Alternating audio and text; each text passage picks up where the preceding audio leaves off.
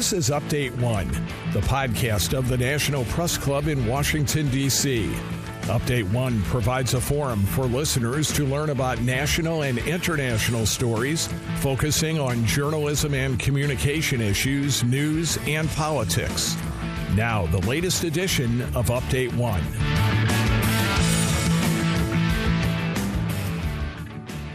I'm Sarah Dolezal, a member of the National Press Club's broadcast podcast team. For this episode of Update One, I'm chatting with Michelle Duke, who has over 25 years of experience in the media industry, working as a journalist and a trade association nonprofit executive. Michelle is president of the National Association of Broadcasters Leadership Foundation and the chief diversity officer for NAB. Increasing diversity, equity, and inclusion throughout the media industry has been widely reported on by national news organizations. Michelle and I will discuss the current diversity, equity, and inclusion landscape across mass media. Welcome, Michelle. Well, thanks, Sarah, for having me. So what is NAB's role in diversity, equity, and inclusion efforts within the media industry?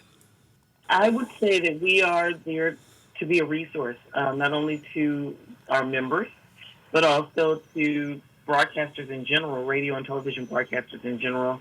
Our goal is to understand what their needs are in terms of building out and or fleshing out diversity, equity, and inclusion, or as I'll reference it here, often DE&I strategies, initiatives that they're offering within their station or organization, and to reinforce that with programs that we offer either through our foundation or through NAB.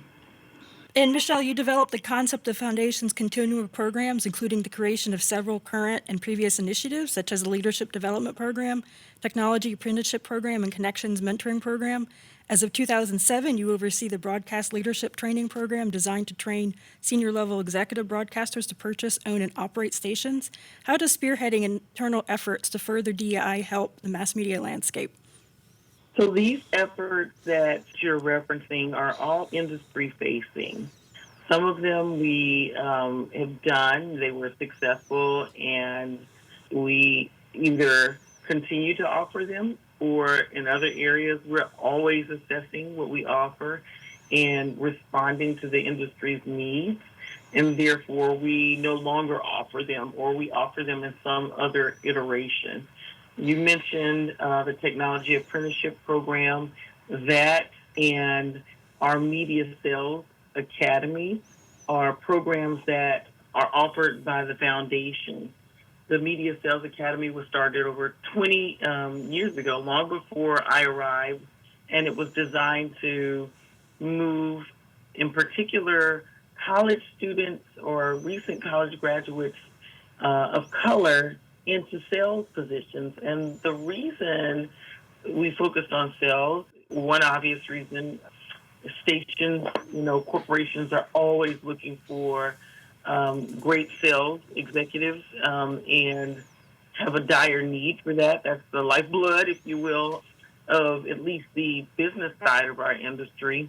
And we also noticed that the career trajectory for sales professionals led to management with stations. So this was designed to be a feeder program that would, over time, result in more managers of color in the business.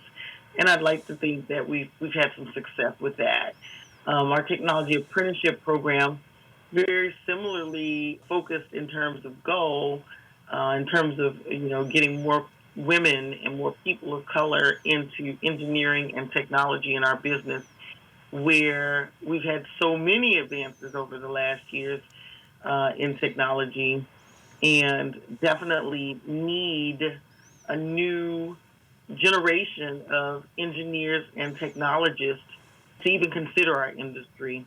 And as you might imagine, unlike journalism, there's a bit of education that goes into, first of all, sharing with students that those possibilities even exist. You can't always see or hear as you can in on-air positions or news positions that role exists. You can't always see a salesperson in action or an engineer climbing a tower or doing something on the technology side. So we educate students about those opportunities and work hard to get them into diversity roles. And then finally, I'll just say, you mentioned the broadcast leadership training program. That program's 20 years old as well. Actually, it's leading into its 21st year. We are now working with our 21st class in that program.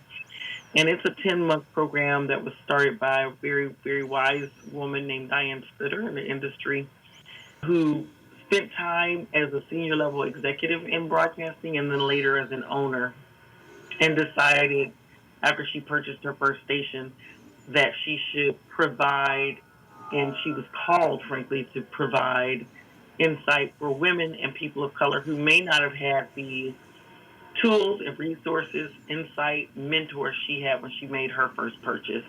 So that's a 10-month program that's executive MBA style that meets once a month with 325 grads, 50 of whom have owned and or still own stations, and over 65% of whom have been promoted into very high-level senior positions in the industry.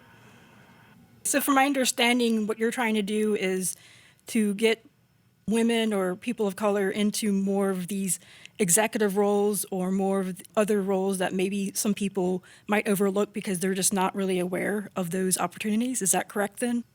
Correct. Yeah, that amongst other things. I mean, we certainly want to assist broadcasters with their diverse D&I efforts, if you will, overall. But in particular, there are areas where we see a remarkable dearth, if you will, of women and people of color, and we're doing our work to try and assist in those areas.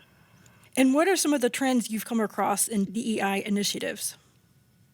I think that over the years, in lots of companies, broadcast or otherwise, when they hear diversity, equity, and inclusion, immediately gravitate towards recruitment opportunities and their own recruitment efforts, and what they're doing to increase diversity among the ranks.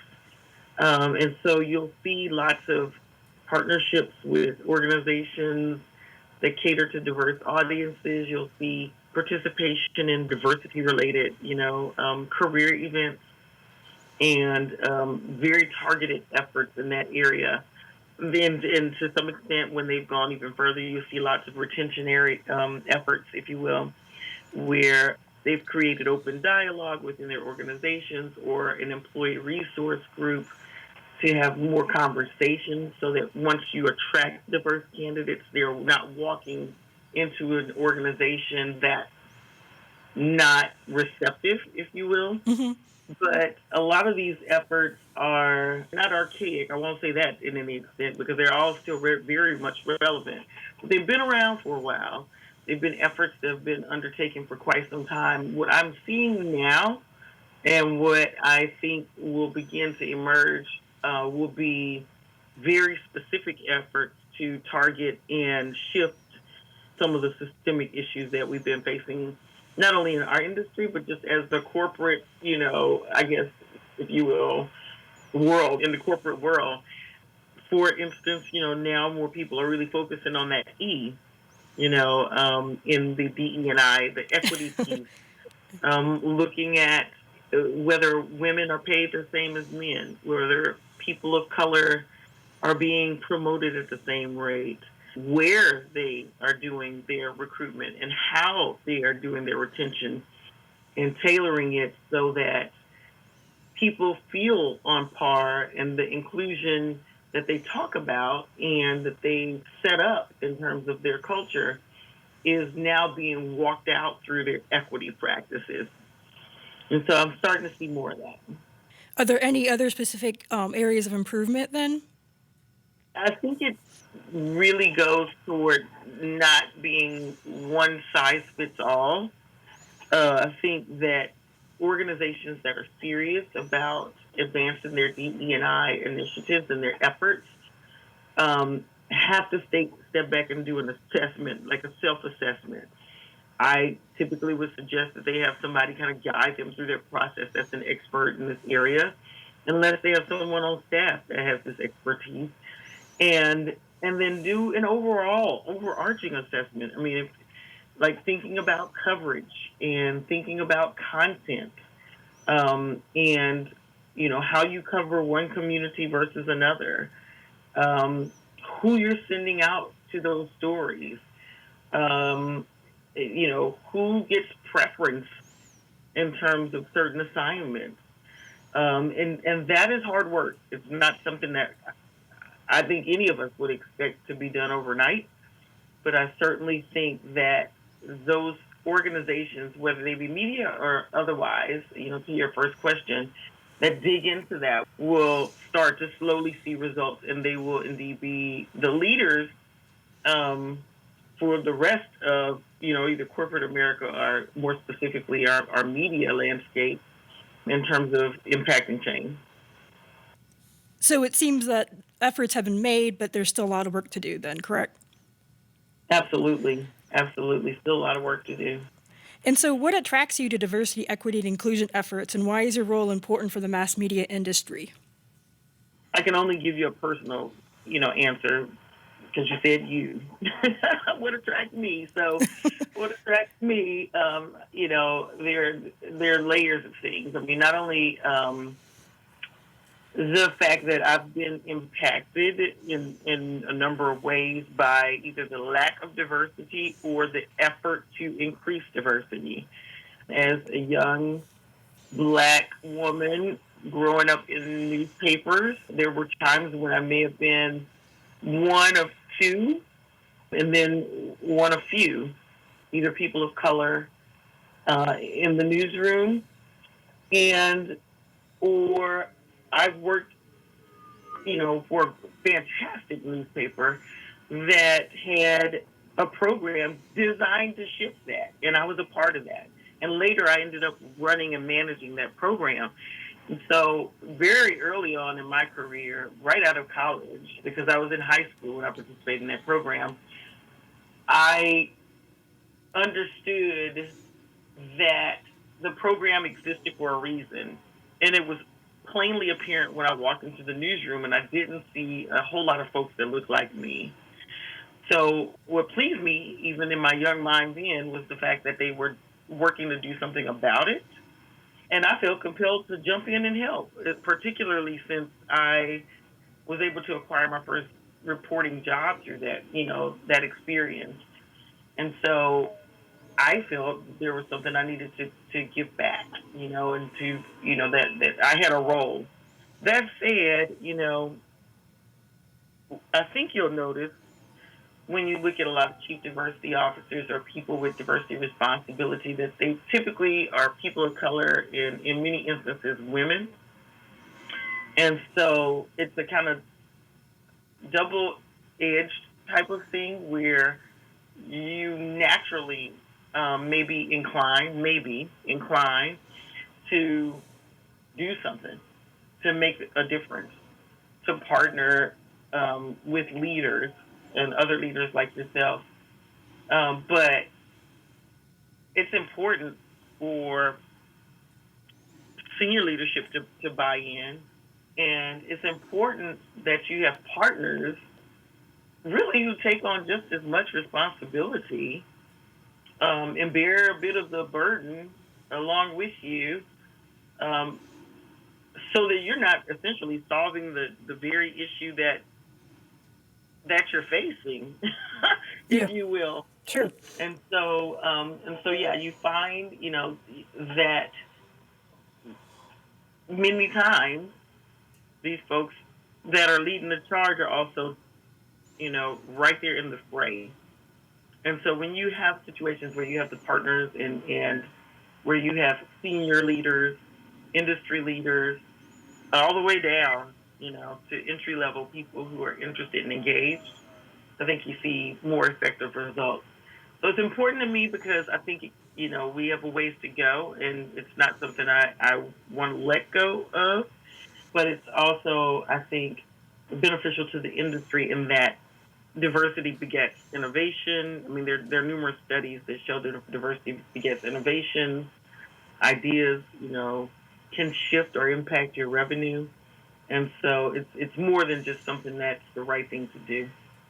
And so do you feel that the broadcast industry is any different than maybe the print or digital industry within the media landscape?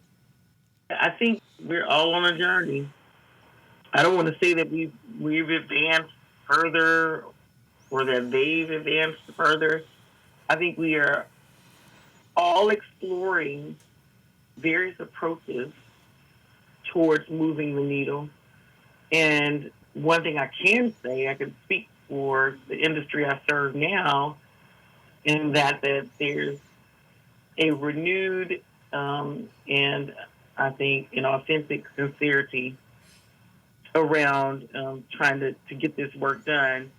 And I hope, because I've experienced even that before, on the print side, that we're able to move the needle and, see the difference. But I wouldn't compare, how we're doing or how we're measuring up against any other industries. I'm just aware, I would say, that everybody's on the journey. Thank you for joining us, Michelle. Do you have anything else to add by any chance? No, I've enjoyed having this conversation with you, Sarah, and thanks for thinking of me. And I would only encourage anyone who's interested in knowing about what we're doing with diversity. In addition to the programs I mentioned, we have a DE&I resource center, and that can be found either at the NAB.org website or the NABfoundation.org website. And I'm happy to be a resource to anyone who needs any additional insight. Thank you very much. For Update 1, I'm Sarah Dolezal.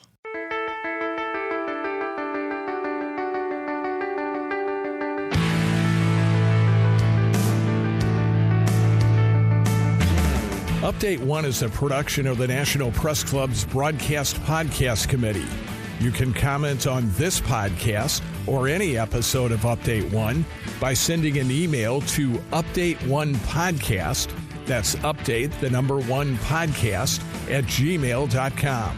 Thanks for listening to Update 1.